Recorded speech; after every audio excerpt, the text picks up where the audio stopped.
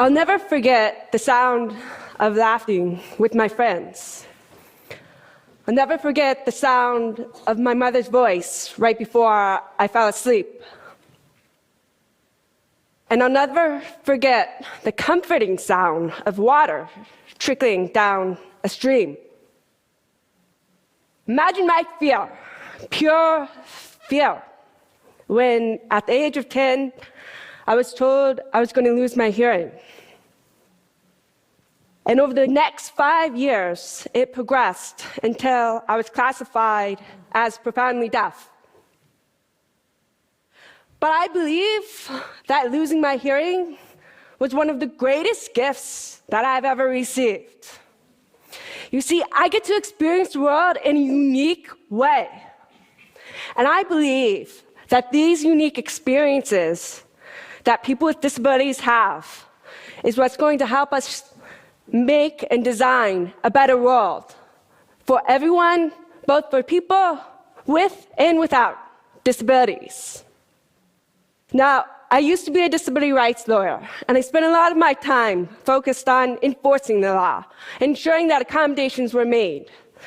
And then I had to quickly learn international policy because I was asked to work on the UN Convention that protects people with disabilities.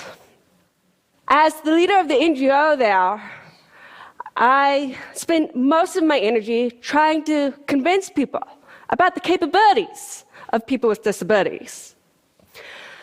But somewhere along the way, and after many career transitions that my parents weren't so happy about, I stumbled upon a solution that I believe may be an even more powerful tool to solve some of the world's greatest problems, disability or not. And that tool is called design thinking. Design thinking is a process for innovation and problem solving. There are 5 steps. The first is defining the problem and understanding its constraints. The second is observing people in real-life situations and empathizing with them. Third, throwing out hundreds of ideas. The more the better, the wilder the better. Fourth, prototyping, gathering whatever you can find to mimic your solution, to test it, and to refine it. And finally, implementation, ensuring that the solution you came up with is sustainable. Warren Berger says that design thinking teaches us to look sideways, to reframe, to refine, to experiment, and probably most importantly, ask those stupid questions. Design thinkers believe that everyone is creative.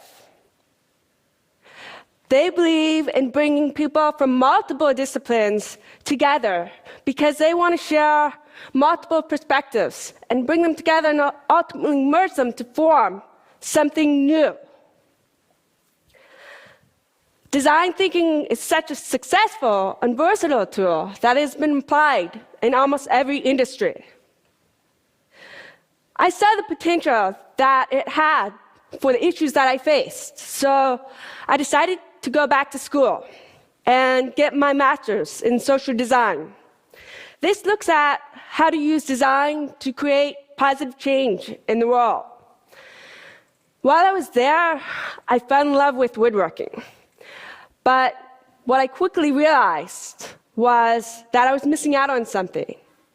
As you're working with a tool, right before it's about to kick back at you, which means the piece or the tool jumps back at you, it makes a sound. And I couldn't hear this sound. So I decided, why not try and solve it?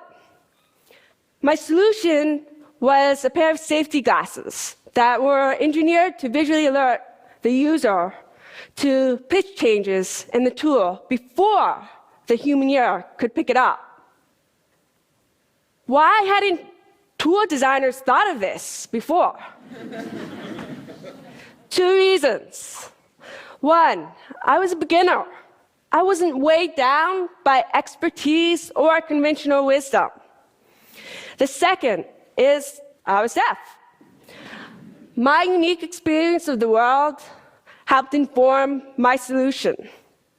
And as I went on, I kept running into more and more solutions that were originally made for people with disabilities, and that ended up being picked up, embraced, and loved by the mainstream, disability or not.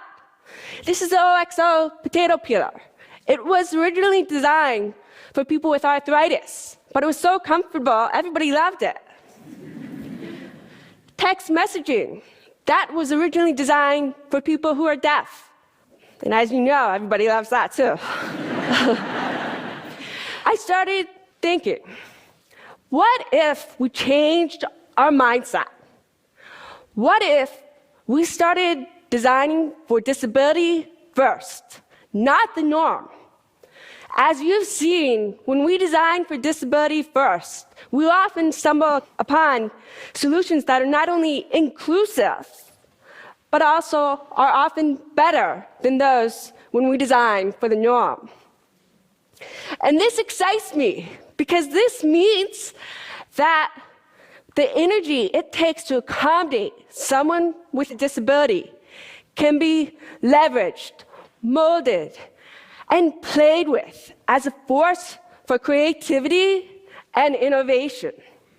This moves us from the mindset of trying to change the hearts and the deficiency mindset of tolerance to becoming an alchemist, the type of magician that this world so desperately needs to solve some of its greatest problems. Now, I also believe that people with disabilities have great potential to be designers within this design thinking process. Without knowing it from a very early age, I've been a design thinker, fine-tuning my skills.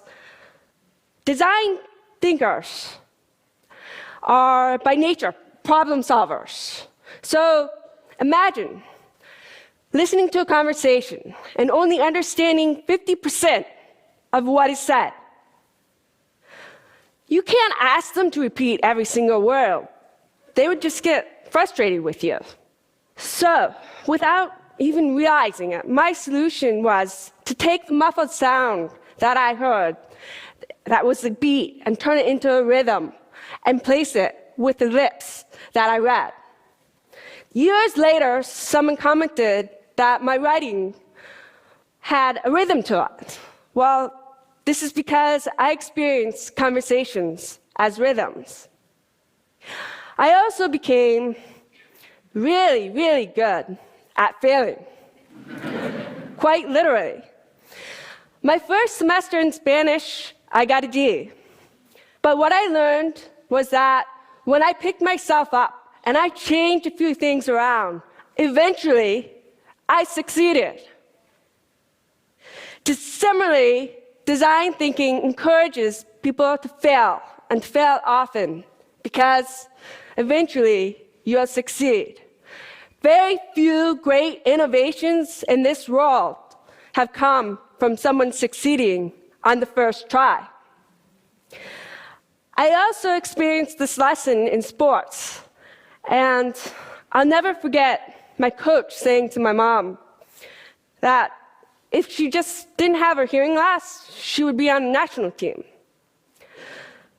But what my coach, and what I didn't even know at the time, was that my hearing loss actually helped me excel at sports.